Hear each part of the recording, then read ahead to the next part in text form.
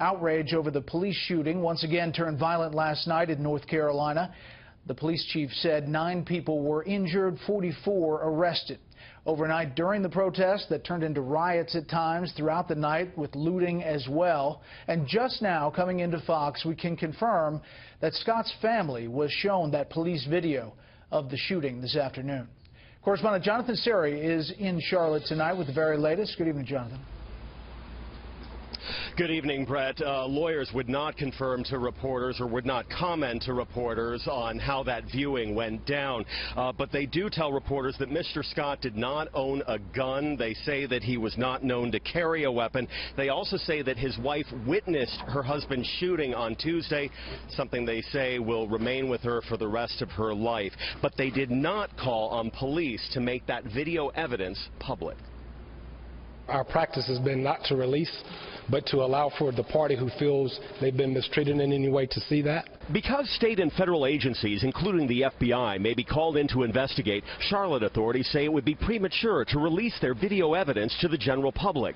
But they agreed to honor the Scott family's request to view it. The ACLU and NAACP have both called for the video to be released. Some protesters claim Tuesday's shooting involved a white police officer firing at an unarmed black man. Police say the officer was African American, and evidence they've collected, including video, shows Scott was armed and posed a threat. But at this moment, that's it. The video does not give me absolute, definitive visual evidence that would confirm that a person is pointing a gun. I ask again for calm, peaceful demonstrations from our citizens. It is important that we have a full and transparent investigation of the original incident. For 2 straight nights, protests in Charlotte turned violent. One man seen here in this amateur video was critically injured. Police say he was shot by another civilian.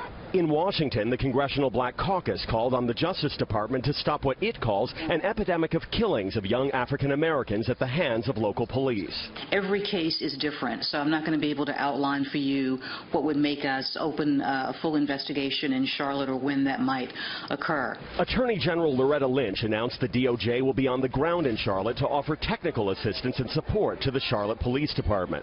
Local officials say they do not see the need to impose a curfew at this point, but some businesses in uptown Charlotte, including Bank of America, took the added precaution of advising employees to stay home. Other businesses had no choice. Looters smashed into this uptown Charlotte variety store. After police investigated the scene, officers helped the owners clean up the damage, offering perhaps a glimmer of hope for calmer days ahead.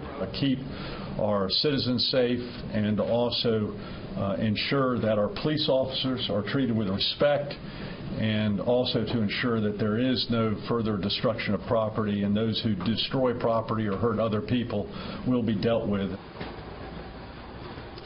City leaders are calling for peace, but preparing for the possibility of more violence. Meanwhile, the state is sending additional resources to Charlotte, including state troopers and the National Guard, to help protect people and property in the event tonight's demonstrations turn violent. Brett.